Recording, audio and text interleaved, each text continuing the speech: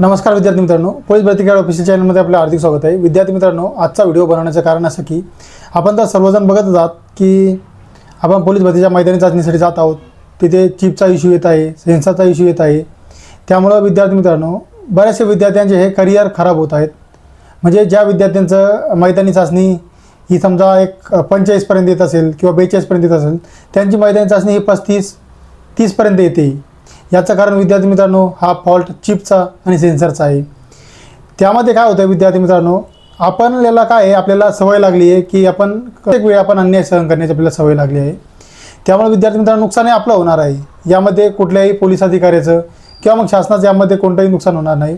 त्यामुळे विद्यार्थी मित्रांनो, ही जी गोष्ट आहे ही खूप अत्यंत चुकीची आहे की आपण एवढी मेहनत करून वर्षानुवर्षे मेहनत करत आहोत, त्यानंतर आपण एवढ्या दूर जाऊन ग्राउंड मारत आहोत, पण त्यामध्ये आपलं काय होऊ लागलं, आपल्याला मार्क्स कमी येत आहेत। त्यामध्ये आपली गलती नसून ही सेन्सर किंवा चिपची आहे। त्यामुळे विद्यार्थी मित्रांनो, आपल्या हातामध्ये एकच गोष्ट आहे, ज्या विद्यार्थ्यांचे ग्राउंड होऊन गेले आहेत त्यांना तर आपण काही करू शकत नाही। पण विद्यार्थी मित्रांनो, ज्या विद्यार्थ्यांचं आता मैदानी चाचणी आहे बाकी आहे, त्या विद्यार्थ्यांनी सर्वात महत्त्वाची गोष्ट म्हणजे आपण ग्राउंड दिल्यानंतर आपण तिथे जोपर्यंत आपल्याला आपण त्या ग्राउंडच्या मार्क्ससोबत सहमत असत नाही तोपर्यंत आपण फायनल सिग्नेचर करूच नका, जेणेकरून आपलं नुकसान टळेल। त्यानंतर दुसरी गोष्ट, बऱ्याच ठिकाणी धमकावून वगैरे साईन करायला सांगत आहेत की आम्ही तुला बात करू किंवा मग तुझं खूप मोठं नुकसान होईल। तर विद्यार्थी मित्रांनो, अशा गोष्टींना घाबरून न जाता आपल्या मार्क्सवरती फोकस करा। जर आपण तेथे जाऊन जर अपील करत असू आणि आपले जर 2-3 मार्क्स वाढणार असतील तर ते आपल्यासाठी फायद्याचं असेल। त्या पोलीस अधिकाऱ्यांचं काही नुकसान होणार नाही, यामध्ये सगळं नुकसान हे आपलं होणार आहे। त्यामुळे विद्यार्थी मित्रांनो, आपण आपले मार्क्स जोपर्यंत आपल्या मनाप्रमाणे मिळत नाही तोपर्यंत आपण तिथून बाहेर जायचं नाही आहे, जेणेकरून आपल्याला फायदा होईल।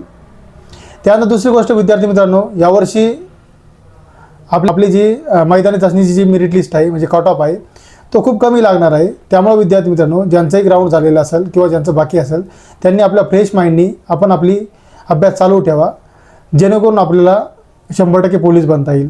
आपण कुठलाही विचार करू नका की आपल्याला खूप कमी मार्क्स मिळाले, चिपचा गोंधळ होता, हा गोंधळ होता। तर विद्यार्थी मित्रांनो, आपल्याला जे काय करायचं असतं ना, ते आपण जोपर्यंत मैदानावरती आहे तोपर्यंत करायचं असतं। आता विचार करून कोणतीही गोष्ट होणार नाही। त्यामुळं आपले जे समोर ग्राउंड बाकी आहेत, कोणाचं ड्रायव्हरचं बाकी असेल, कोणाचं कारागृहाचं बाकी असेल, कोणाचं SRPFचं बाकी असेल, त्याची तयारी चालू ठेवा। आणि समोर लक्षात ठेवा, जोपर्यंत आपल्याला वाटतं आहे की आपल्या मनाप्रमाणे मार्क्स मिळत नाही किंवा मग आपल्यासोबत काहीतरी वाईट घडते, तिथे आपण 100% अपील करा, जेणेकरून आपलं कुठलंही नुकसान होणार नाही। आता या गोष्टीचा विचार करून विद्यार्थी मित्रांनो काहीच होणार नाही।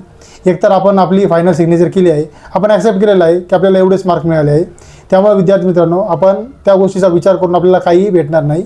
आपण फक्त एकच गोष्ट करू शकतो, आता जे समोर ज्या येणारे ग्राउंड्स आहेत त्याची तयारी चालू ठेवून आणि लेखी परीक्षेसुद्धा तयारी ठेवून जास्तीत जास्त मार्क घेऊ।